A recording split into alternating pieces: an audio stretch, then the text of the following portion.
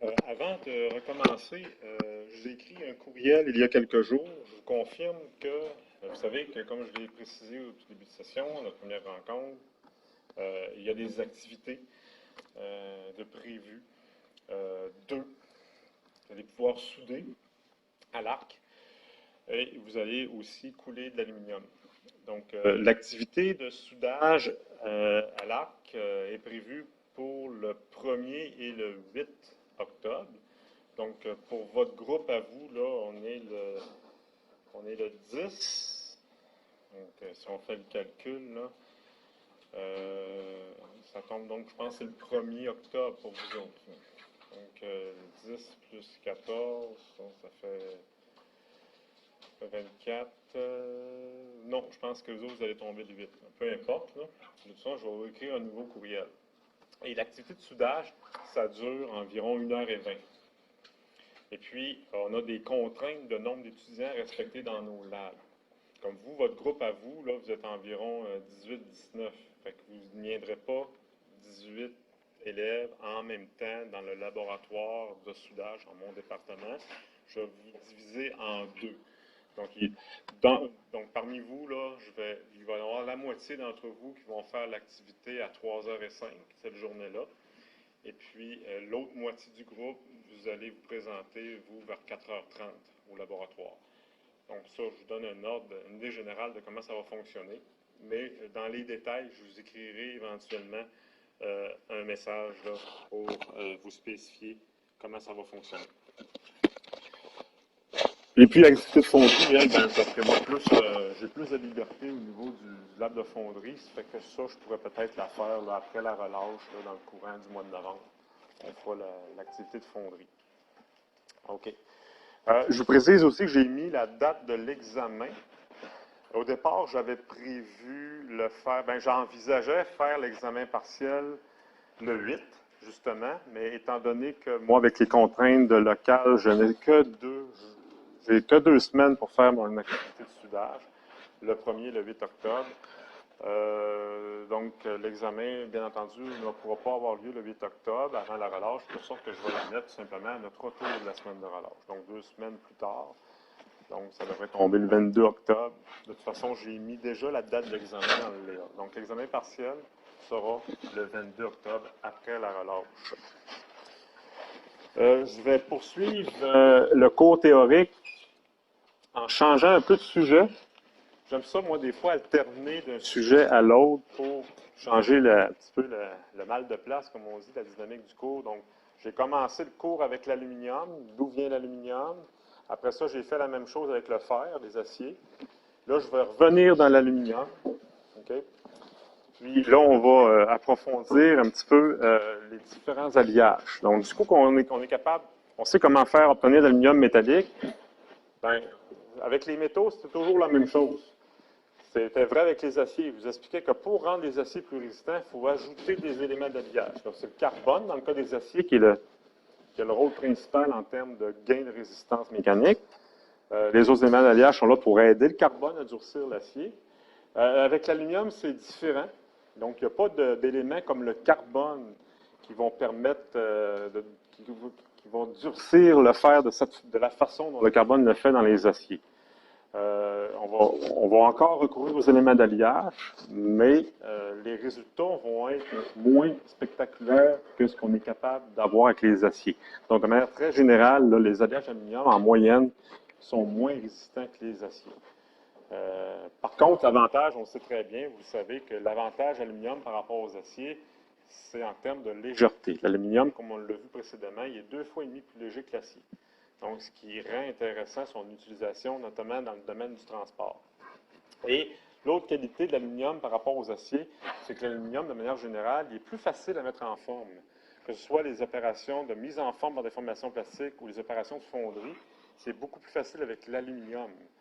Donc, ça, c'est une autre raison pour laquelle on va de temps à autre, quand vient le temps, là, quand on est ingénieur mécanique ou qu'on participe à la conception de quelque chose, une automobile, un avion, peu importe, à un moment donné, on se pose toujours la question, avec quel alliage on va faire cette pièce-là? Donc, et puis, l'aluminium, souvent, ça vient comme choix possible vertu de la légèreté, puis en vertu aussi de sa capacité de mise en forme. Mais il existe beaucoup d'alliages aluminium. C'est ça que je vais, durant la dernière demi-heure de cette semaine, là, on va voir là, quels sont les alliages aluminium qui existent, comment ils sont classés, et puis quel élément d'alliage, autrement dit, quels sont les rôles des éléments d'alliage. Donc, présentement, ce qu'il faut dire, c'est qu'il existe deux sortes d'alliages aluminium. Ça se subdivise en deux grandes familles. Donc, il y a les alliages de corroyage, qu'on appelle. Je définirai un petit peu plus tard ce que ça veut dire corroyage. Et puis, d'autre part, il y a les alliages de fonderie. Okay? Donc, en métallurgie, il y a deux façons, grosso modo, d'obtenir des formes.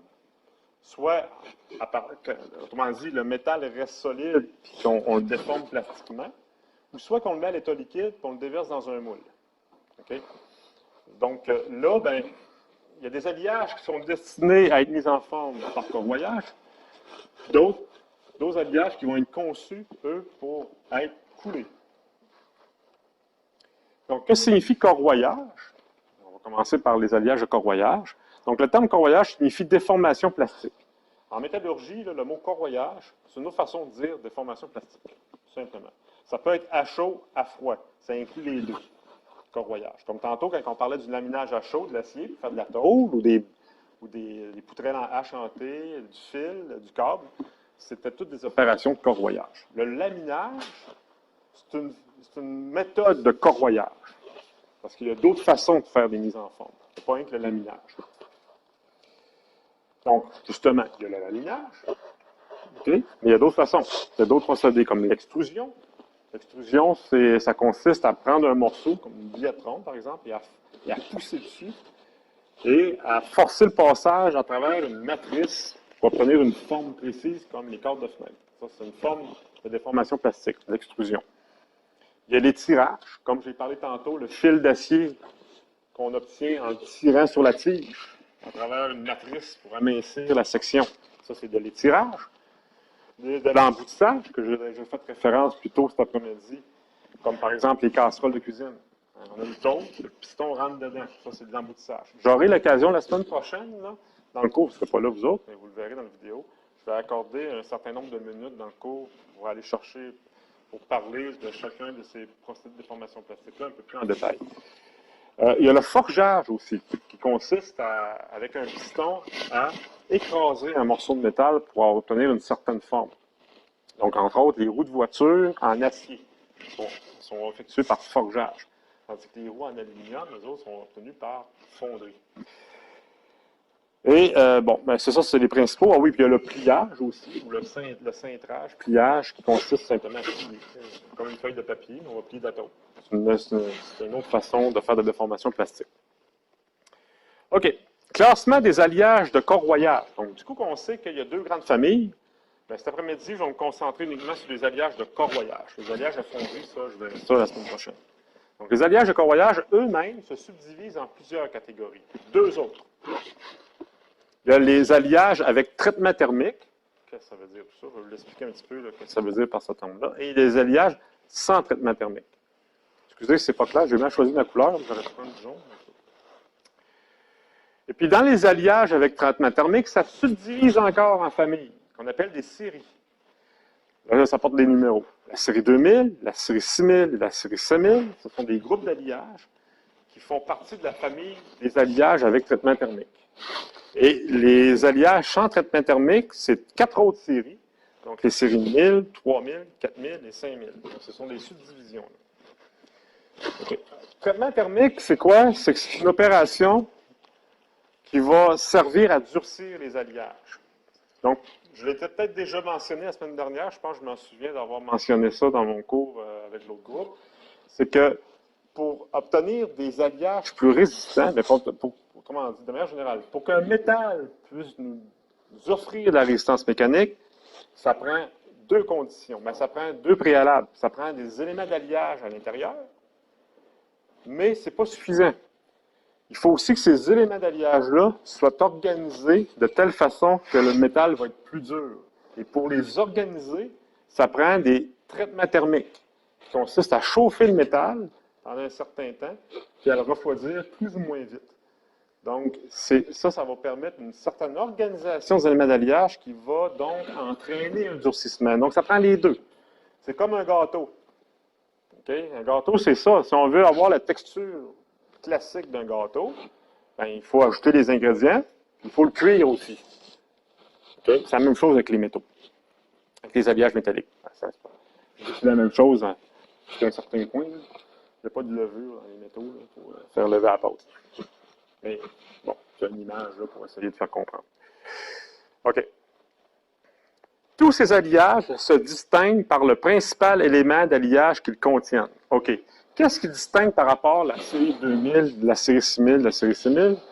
C'est que les séries, le premier chiffre, le 2, le 6, le 7, ou le 1, le 3, le 4, le 5, ça renvoie directement à un élément d'alliage précis, qui est le principal, qu'on trouve en plus grande concentration. Okay? Donc, commencer par exemple, pour distinguer les différents alliages entre eux, on utilise un code à 4 chiffres. Donc, le code à 4 chiffres, c'est lui ici. 1000, 3000, oui, c'est 4 chiffres. Le code à 4 chiffres. Donc, là, j'ai mis des X parce que ça peut être différents nombres. Comme la série 1000. C'est un groupe d'alliages qui ont tous comme point en commun que leur numéro commence par 1. On sait ça déjà. Mais là, il va y en avoir plusieurs. Mais là, ils vont tout prendre des 3 autres chiffres. Ça va être des différents numéros d'un alliage à l'autre. OK. La série 1000, elle, que veut dire le 1? C'est un groupe d'alliages qui n'ont pas beaucoup d'éléments d'alliage dedans. C'est presque de l'aluminium pur. Ben, pas tout à fait. Il peut y avoir certains éléments dedans, mais la condition, c'est qu'il y a 99% d'aluminium et plus. Il n'y a pas plus que 1% d'éléments d'alliage dedans. C'est de l'aluminium presque pur. Ça, tous ces alliages-là font partie de la même famille, la même série, qu'on appelle la série 1000. Okay? Le deuxième chiffre, il veut dire quoi, lui? Donc, le 1, on sait que c'est 99% d'aluminium et plus. C'est le nombre d'impuretés contrôlées. Parce que dans la série 1000, quand est-ce que c'est intéressant d'utiliser des métaux presque purs? C'est pas en termes d'autonomie mécanique. Donc, on s'attend donc à ce que tous les alliages de cette série-là, c'est des aluminiums quand même assez mous. Donc, quand est-ce que c'est intéressant d'utiliser des aluminiums mous? Bien, dans des applications autres que des applications qui demandent une certaine résistance mécanique, bien entendu. Et les aluminiums, on les utilise beaucoup. Pourquoi? Pour faire des fils conducteurs électriques.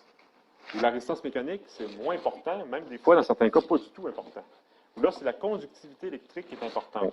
Et ça donne que les éléments d'alliage, eux, ils renforcissent les métaux en termes mécaniques, mais ils diminuent la conductivité des métaux.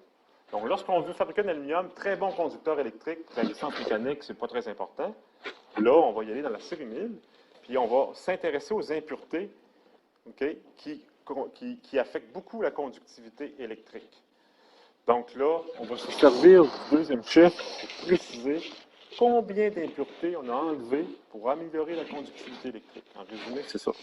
Et puis les deux autres chiffres, c'est le pourcentage minimum d'aluminium dans l'alliage, multiplié par 100. Je ne rentre pas dans les détails.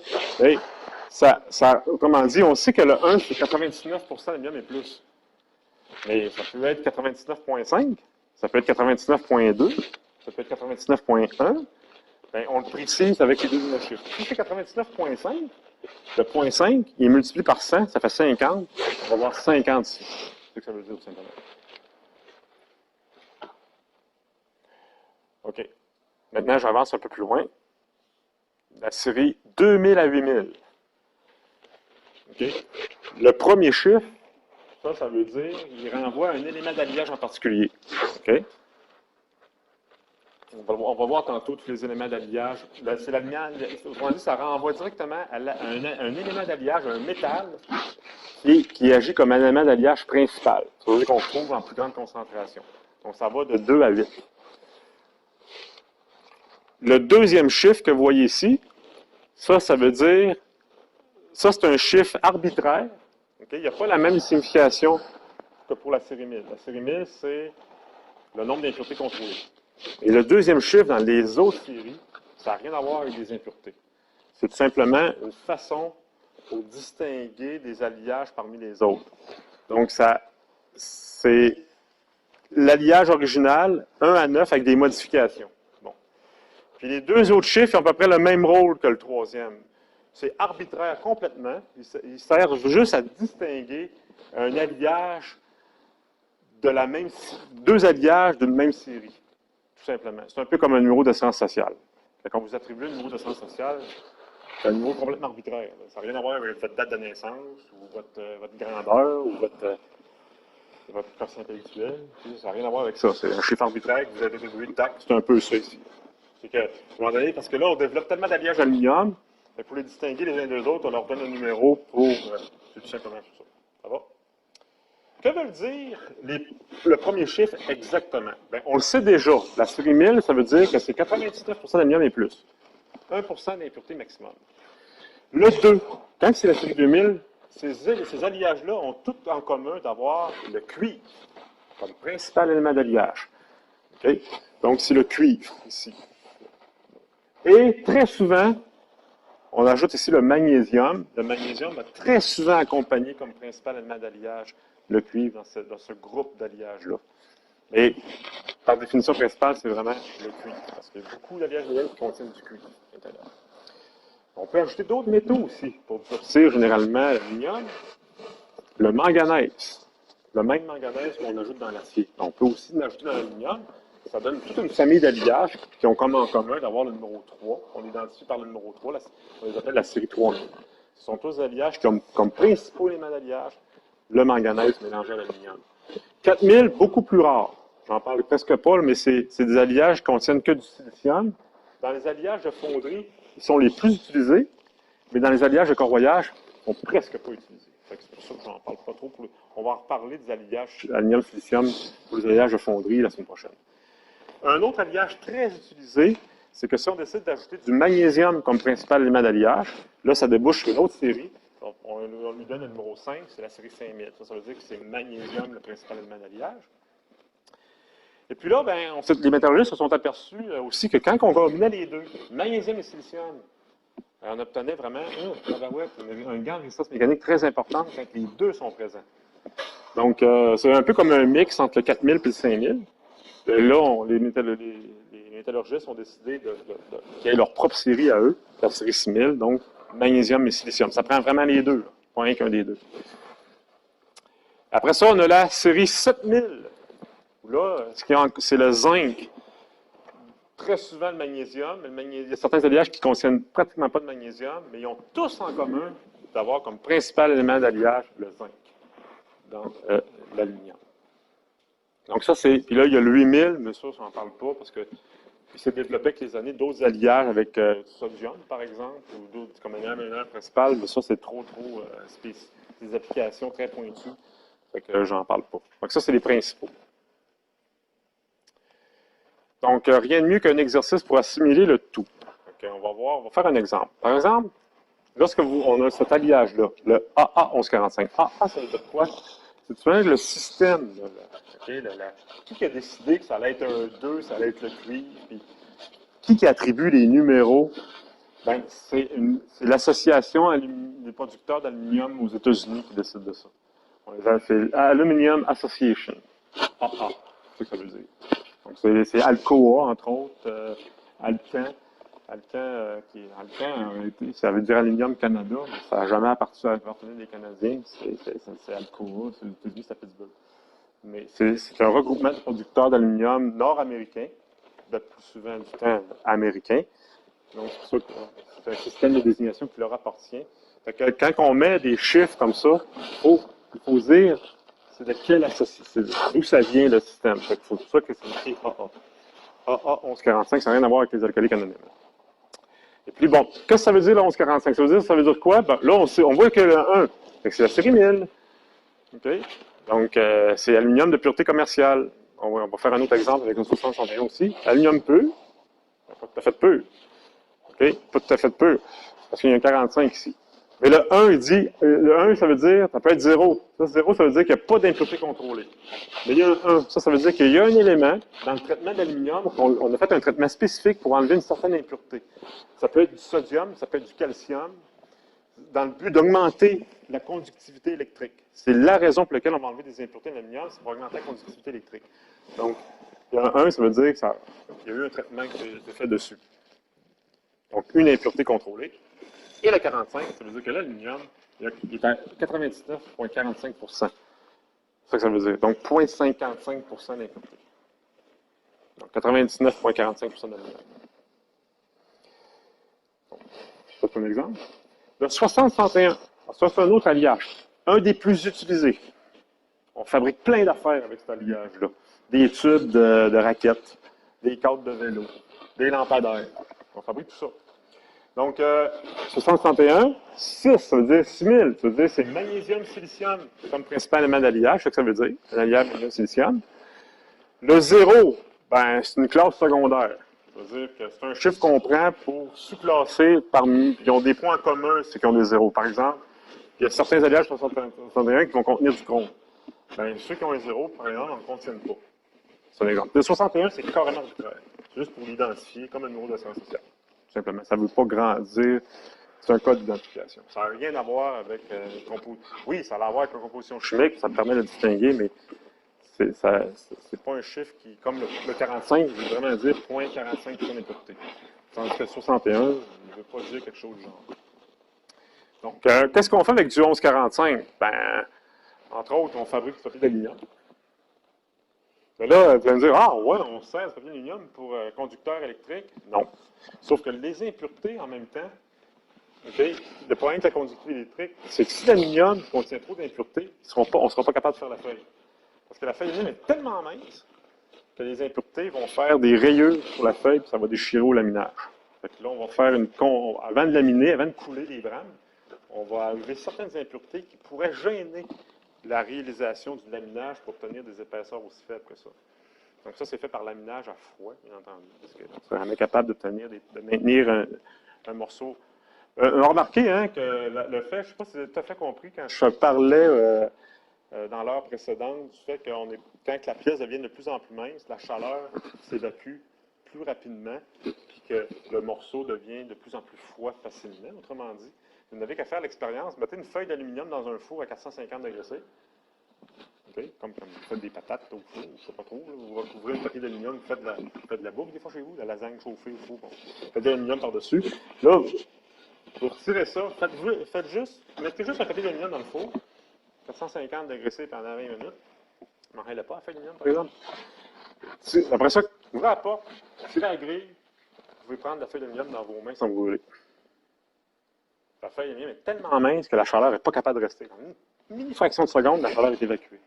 Faites pas ça avec un morceau d'aluminium, mais pas de même. Hein. Vous allez vous brûler. Donc, c'est facile d'en faire l'expérience. C'est ici. Donc, une feuille d'aluminium mince comme ça, c'est obtenu, bien entendu. Dans le cas de l'aluminium, on est capable. L'acier, c'est 3 mm à chaud, on est capable d'avoir maximum. Dans l'aluminium, c'est plus mince que ça. Là, on est capable de 2 mm d'épais à chaud. Après ça, il faut poursuivre à froid. Donc, c'est pour obtenir des épaisseurs aussi minces, bien entendu, si le laminoir à froid est obligatoire. Avec le 60-61, qu'est-ce qu'on peut faire avec ça? Ben, j'ai présenté des exemples, dont vous, il y en a plein. Là, je vais décider de mettre une photo d'un lampadaire, parce que les tubes de lampadaire sont faits avec cet alliage. 60-61.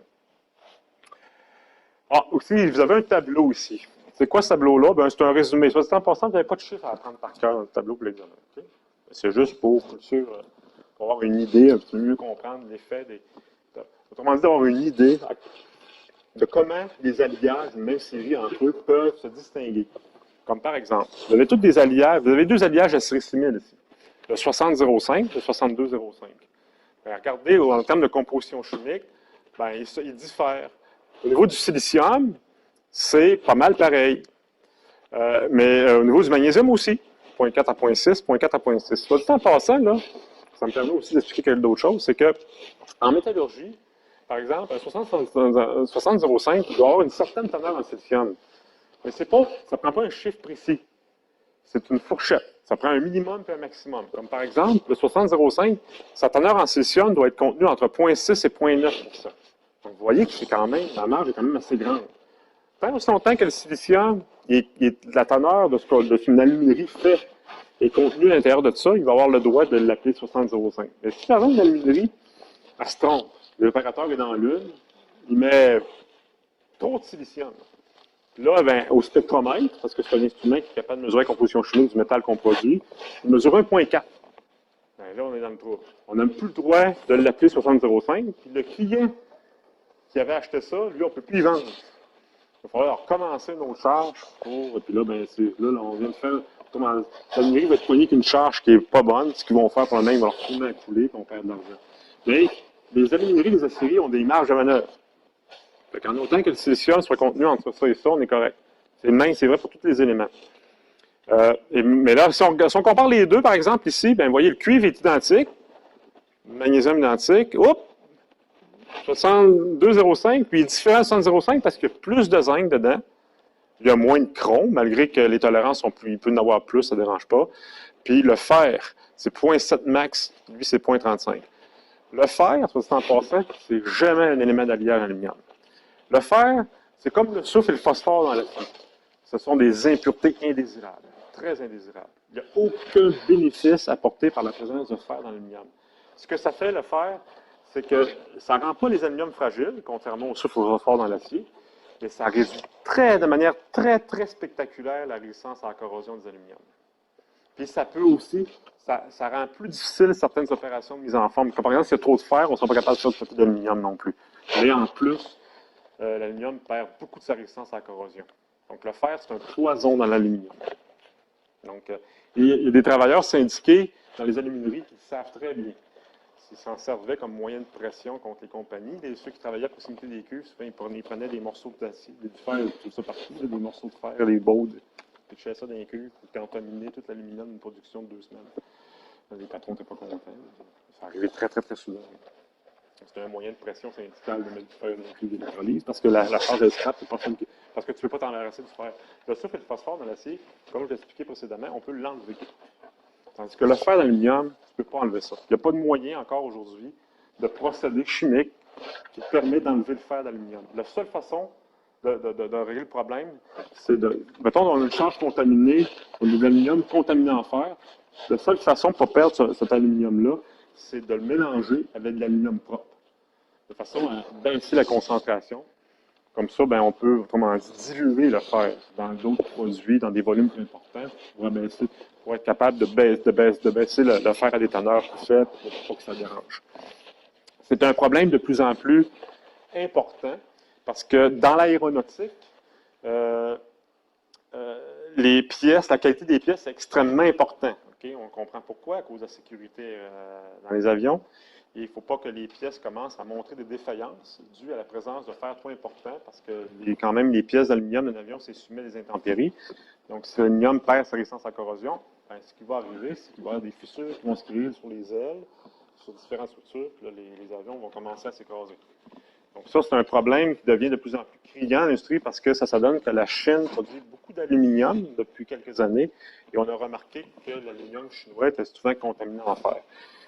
Donc là, les producteurs nord-américains, européens ont un souci de contrôler le plus possible la teneur en fer d'aluminium, surtout dans les produits destinés à fabriquer des pièces d'avion pour pas que ça mette en danger le civil, dans l'utilisation des avions. Puis vous avez la série 5000, 50-52 par exemple, 52-52. Vous voyez, ce qui distingue les deux, vous voyez, il y en a un qu'il n'y a pas de silicium dedans, parce que le série 5000 n'est pas supposé avoir de silicium, mais pas supposé. Il peut en avoir, mais il y en a qui n'en ont pas. Puis lui, 52-52, il y en a. On en a ajouté, le 0.8.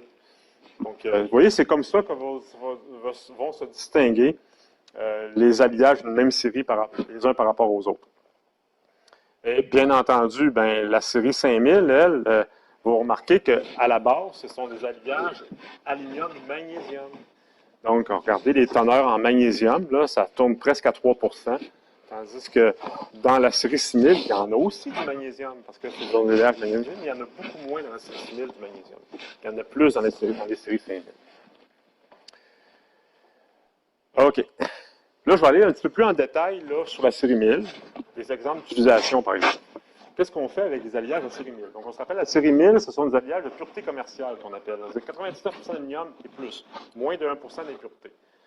Donc, on peut faire du papier d'aluminium, comme je l'ai expliqué tantôt. Mais généralement, c'est du papier d'aluminium qu'on va faire. Pourquoi? Parce que la série 1000, c'est la moins résistante et la plus malléable. Et pour faire du papier d'aluminium, ça prend un métal très malléable. OK? Puis, la papier d'aluminium, ça n'a pas besoin d'être résistant mécaniquement. Tout le monde l'a déjà remarqué, malgré que... Bon, quand même, la papier d'aluminium, vous le déchirez facilement, mais tirez dessus quand même. C'est quand même assez... Ça n'a pas tendance à s'étirer comme de la gomme. Là. Fait que le papier d'aluminium, il s'est durci par déformation. C'est comme ça qu'il acquiert sa dureté. Mais, qu'est-ce qu'on fait avec ce papier d'aluminium? On ne fait pas des avions avec ça. Hein? On recouvre des pièces. Avec la résistance mécanique, on s'en fout avec le papier d'aluminium, c'est pas important. On s'en sert comme faire des choses qui ne demandent pas de résistance mécanique. J'ai mis aussi un échangeur de chaleur aussi, ou des équipements d'échangeur de chaleur ou d'humidificateur d'air. C'est les ailettes. L'autre qualité de l'aluminium, c'est un très bon conducteur électrique. C'est pour ça que j'ai mis aussi un câble électrique. Donc, ce sont les meilleurs conducteurs parce qu'ils ont moins d'éléments d'alliage. Donc, la conductivité électrique est plus grande, la résistivité est plus faible. Donc, qui dit bon conducteur électrique, on dit aussi bon conducteur de chaleur. Ça vient ensemble. Donc, c'est pour ça qu'on va aussi utiliser la cérimyle pour faire des ailettes de radiateurs, par exemple, pour bien conduire la chaleur, pour bien transférer la chaleur. Et les câbles que vous voyez là, dans le quartier là, qui distribue le courant d'une maison à l'autre, qui longe nos rues avec des poteaux en bois, ce sont exactement des câbles de ce type-là, faits avec des alliages à cérimyle. Okay. Sans traitement thermique, parce que ici je mentionne sans traitement thermique parce que la cérimyle, on ne peut pas durcir ça par traitement thermique. Donc à chaque alliage, quand je vais en parler, il va spécifier si c'est avec ou sans traitement thermique. Sans traitement thermique, ça veut dire, mais si je fais un traitement thermique, ça ne durcit pas. Il n'y a pas d'éléments d'alliage qui vont répondre au traitement thermique. Donc on l'appelle la pureté commerciale, cette série-là. Faible pureté mécanique, comme je l'ai mentionné, qu'on peut améliorer par déformation plastique, quand j'ai parlé de la feuille d'aluminium. C'est très malléable et très ductile. Normalement, les métaux, quand ils sont pas résistants, à l'inverse, ils sont très ductiles, de manière générale. Il y a des exceptions, là, mais de manière générale. Donc, moins on met d'éléments d'alliage dans un métal, moins il est résistant, mais plus il est facile à déformer, puis plus il se déforme longtemps lorsqu'on tire dessus. Donc, ils sont donc, forcément malléables et ductiles à cérimyle parce qu'ils ne sont pas très alliés. Donc, mise en forme facile par déformation plastique à froid. D'où la possibilité, entre autres, d'obtenir des feuilles d'aluminium. Bonne résistance à la corrosion en atmosphère humide et marine. Tantôt, j'ai parlé des aciers. Donc, les aciers et les aluminiums se distinguent entre eux de plusieurs manières. Okay. Entre autres, la résistance à la corrosion. Les aciers, pour améliorer leur résistance à la corrosion, il faut ajouter certains éléments d'alliage. J'en ai parlé tout à l'heure, le chrome et le nickel. L'aluminium, c'est l'inverse. À chaque fois qu'on ajoute des éléments d'alliage à l'aluminium, sauf une exception, ça a comme effet de diminuer la résistance à la corrosion. De manière générale, l'aluminium, plus il est pur, meilleure est sa résistance à la corrosion. C'est complètement l'inverse des aciers. Okay, le fer, plus il est pur, moins il résiste à la corrosion, tandis que l'aluminium, c'est le contraire. Donc, bonne résistance à la corrosion en atmosphère humide et marine. Marine, ça veut dire marine dans sur les lacs, parce que l'aluminium et l'eau salée, ça va pas ensemble. Excellente conductivité électrique, c'est une des principales forces de la cérimyle. Donc, les fils électriques là, qui longent les rues, c'est du 1350. 3 impuretés contrôlées pour maximiser le maximum la conductivité électrique. 99,5% d'aluminium, c'est ça qui veut dire 50. Recherché pour conductivité électrique, donc c'est correct, la 1145, il y a 1100 tubes d'évaporateur et échangeurs de chaleur, papier d'aluminium et réflecteurs de lumière, ce sont toutes des applications où on demande une bonne conductivité thermique, électrique, pour laquelle la résistance mécanique, c'est pas important. Donc, la cérimyle est là pour ça. Donc, quelques nuances de cérimyle, le 1100, le 1050, le 1199, avec les impuretés, les résistances mécaniques. Ici, là, vous avez des colonnes avec des chiffres, c'est des résistances mécaniques. RM, c'est la résistance, c'est la contrainte pour laquelle la pièce va se rompre. Donc, c'est relativement faible. 90 mégapascals à l'état, ça, c'est l'état recuit. Ça veut dire qu'il n'a pas été déformé plastiquement. Il n'est pas durci. Il est à son plus haut, c'est ça que ça veut dire. On dit, en termes métallurgiques, on dit recuit, là, mais on dit, mettons, vous autres, vous comprenez que c'est à son plus. H, ça veut dire qu'il a été écroué. Fait que, vous voyez qu'un même métal, lorsqu'il n'est pas déformé plastiquement, il a une certaine résistance. Puis quand on le déforme, bien, vous voyez, sa résistance vient d'augmenter. Pourtant, c'est le même alliage, mais on peut le durcir en le déformant plastiquement. Ça, c'est la limite élastique, ça, je l'ai dit. Ça, c'est les pourcentages allongés. Comment dit le 35, ça veut dire Mettons, si la pièce avait au départ 10 cm de long, je suis capable de la déformer à fois de 3,5 cm avant qu'elle casse. On appelle ça le pourcentage. Donc, c'est la ductilité du métal, autrement dit. Vous voyez, 11,99, là, c'est presque pur. Là. Ça veut dire 99,99% d'aluminium. Il y a juste 0,01% d'impureté. C'est vraiment de l'aluminium pur. Il n'y a quasiment rien. Ben, voyez-vous comment il est ductile? 50%. Je veux dire qu'on peut augmenter sa longueur en déformant facilement de 50%. Donc, c'est ça que ça veut dire ici. Nuance pour conducteur électrique, donc le 1350, ça j'en ai parlé. Teneur en éléments nocifs réduisant la conductivité électrique, donc le titane et le vanadium. Le vanadium dont on a parlé pour les aciers, ben, quand ces éléments-là peuvent se retrouver dans l'aluminium, et puis ils réduisent fortement la conductivité électrique, ces éléments-là. Ça n'en prend pas beaucoup pour que la conductivité électrique soit fortement affectée. Fait que là, on va appliquer des traitements spécifiques pour enlever ces deux éléments-là lorsqu'on veut fabriquer des câbles électriques, par exemple. Donc, pour améliorer les propriétés mécaniques maintenant, mettons, on va parler des séries 2000 à 8000 en commençant par la série 2000. Vous voyez dans l'ordre des numéros. Ça, oui. Pour améliorer les propriétés mécaniques des éléments d'alliage entrant en solution solide. Solution solide, oubliez le terme. C'est une façon dont les éléments d'alliage existent dans le métal. Vous n'êtes pas obligé de le comprendre tout de suite. Où formant des précipités sont ajoutés. Bon. Donc, les alliages comportent donc une addition principale déterminante pour les propriétés mécaniques de résistance. Donc, comme j'ai parlé tantôt, ça peut être le cuivre, ça peut être le magnésium et silicium, le zinc, manganèse. Et puis des additions secondaires en quantité plus faible qui ont une action spécifique. Donc, très souvent, les alliages, non seulement ils vont contenir leur élément d'alliage principal, mais on va ajouter d'autres choses pour améliorer certaines choses, certaines autres caractéristiques. Si on commence par la série 3000. On va commencer par les alliages, parce qu'on avait vu qu'il y avait des alliages qui ne se durcissent pas par traitement thermique. Donc, les 3000, 5000 et 1000. 1000, on en a parlé. Maintenant, on va parler de la série 3000. La série 3000, ben, qu'est-ce qu'on peut faire avec ça? Donc, ça contient du manganèse. On va finir avec la série 3000, je vous laisserai partir après. On peut fabriquer des ailettes de radiateurs d'auto. Donc, ça, c'est un radiateur de voiture. Okay. On peut fabriquer des gouttières de maison. Puis on peut aussi, les assiettes à pizza sont faites avec ce groupe d'alliage-là aussi. Donc ça, c'est 3 applications de la vie de tous les jours. Oui, parce que quand vous prenez votre auto tous les jours, le radiateur il fait sa job. Sinon, si vous n'avez pas de radiateur, votre moteur il chaufferait. Puis si vous vivez d'une maison, d'un bloc appartement, il y a nécessairement des gouttières aussi. Puis, étant donné que vous êtes étudiant, vous n'avez pas d'argent, vous mangez sur des assiettes en aluminium. OK. Bon, ça va changer. Vous allez jouer une journée, ça va. OK. Aluminium série 3000. Donc, aluminium manganèse. 1,8, ça, c'est les teneurs moyennes qu'on retrouve en manganèse en aluminium. Donc, c'est 1,8%. Il peut y en avoir un peu moins, il peut y en avoir un peu plus, ça dépend des alliages. Manganèse sous forme de fin précipité dispersé de. Bon, là. C'est juste que quand on met du manganèse en aluminium, le manganèse, il fait une réaction chimique avec l'aluminium, puis ça fait un précipité, qu'on appelle. Une pépite très, très dure. On appelle ça un intermétallique. Donc, c'est 6 atomes d'aluminium avec un atome de manganèse. C'est ça qui va durcir l'aluminium. C'est un peu comme... Les alliages aluminium, il faut les voir un peu comme des muffins. Okay. La pâte est molle. Ça, c'est l'aluminium. Puis, on peut mettre des noix dedans. Très dur. Quand on croque dedans, mettons, si vous croquez dans un muffin pas de noix, vos dents, votre bouche, va sentir que c'est plus mou que si on vous donne un muffin avec bourré de noix dedans.